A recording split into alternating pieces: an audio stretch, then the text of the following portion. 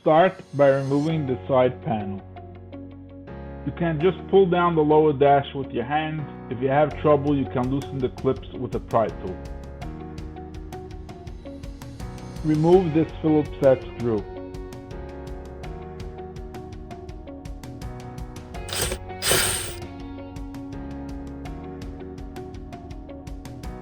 Start the vehicle so we could turn the steering wheel to expose the two screws we will need to remove.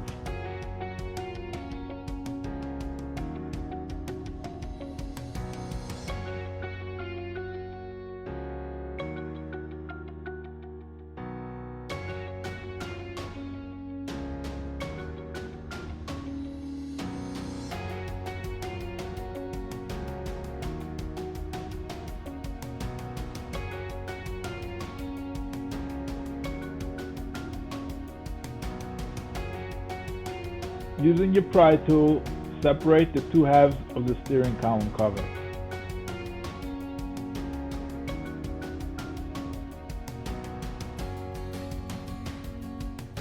Disconnect the vehicle's connector and connect the T-harness in line.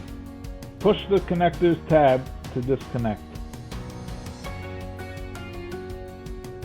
Now we will head to the lower dash, which we pulled down previously.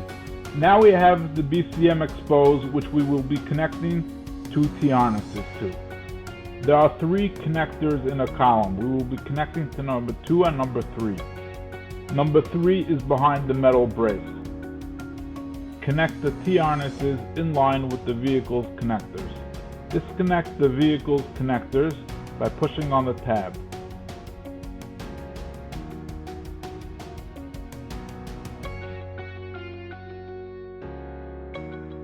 Connect the T-harness to the BCM.